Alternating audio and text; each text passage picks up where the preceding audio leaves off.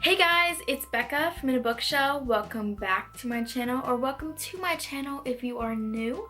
Today we are going to be discussing the new release, Warcross by Marie Lu. Marie Lu is the author that wrote the Legend trilogy and the Young Elite trilogy, and now this is a new duology that I loved. Warcross is about this girl named Amika Chen who is working as a bounty hunter in order to meet ends meet.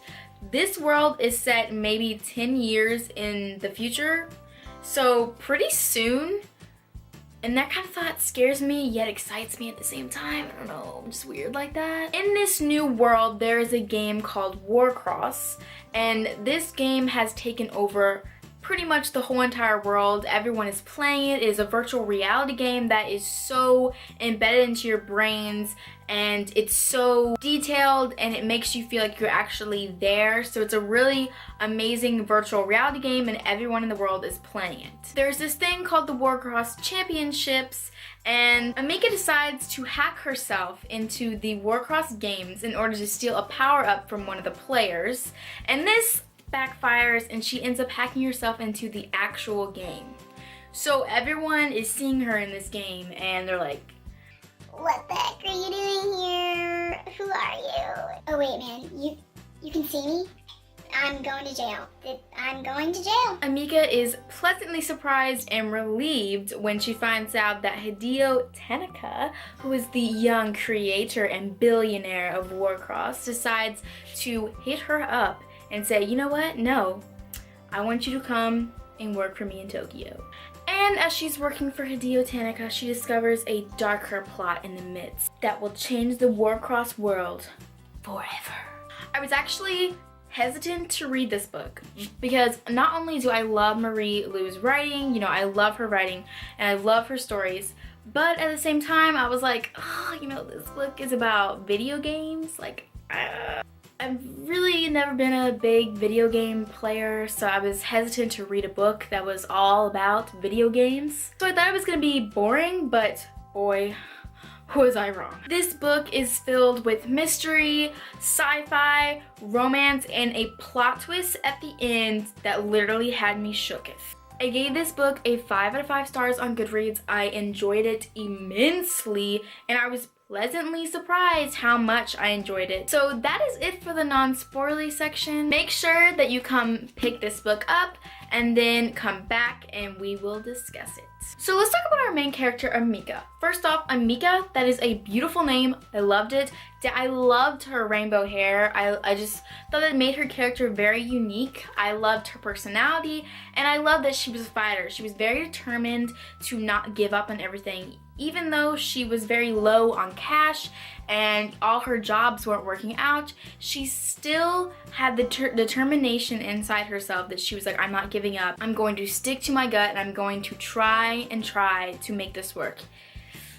Even though she tried so hard that she ended up glitching herself into a game and trying to steal something. I mean, that was totally legal, but whatever. I mean, whatever to make ends meet, right? Warcross is this game that everyone is using, and honestly, in this book, it was described so cool that I wanted to play it. I was like, yes, okay, somebody needs to read this book and start making this game a thing. Like, I want to play Warcross.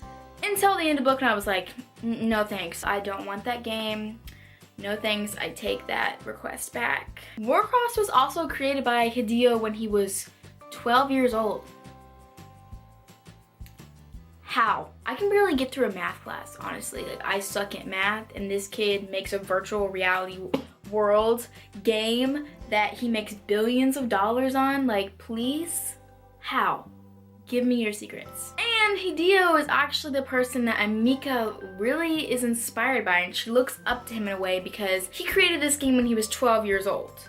And her life was kind of spiraling out of control when she was in her teens and her father died and then she got arrested. So she looked up to him because when she looked at this boy who was 12 years old who'd created this billion-dollar game that everyone was playing, she looked up to him in a way that was like, if he can do anything, then I can do anything. Honestly, Hideo. Okay, I love Hideo. I mean, of course, by the end of the book, I was like, you're a little crazy, like, a little bit.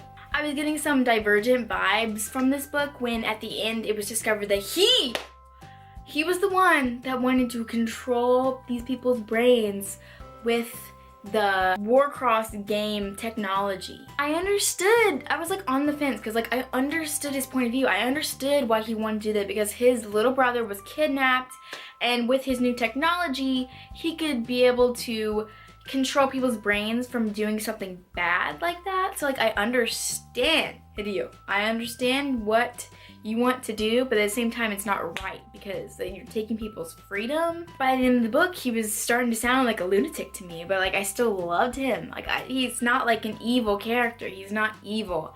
And that is something I've never read before. I've never loved like the evil person in a book. Oh my gosh. Zero is Suzuki. It's his little brother. Like, my gosh. Oh my gosh. That plot twist at the end really just, oh my gosh. I'm still in that realm of shock because I just finished this book, but no, I didn't see that coming. One of the creepiest moments with Zero was when Emika went down to the dark world, which was creepy enough, but she's sitting there and Ren is there. She knows Ren is there, okay? But here comes Zero, and Zero is like this anonymous, I just see him as like a dark figure, like no face, just dark mass, you know, dark figure just crawling around in this little pirate's den. She's not supposed to notice him, like she's not supposed to look at him because with her hack she can see him, but she's not supposed to. So she's not even supposed to look at him, but you know, girl looks at him because obviously he's creepy and how could you not look? He notices that she's looking and he just looks at her and he just like circles around her, and I'm just like reading this and I'm like, oh my god, oh my god, oh my god, oh my god, oh my god, oh my god. I could feel fear. I was like, this is so creepy. Like I'm scared for her.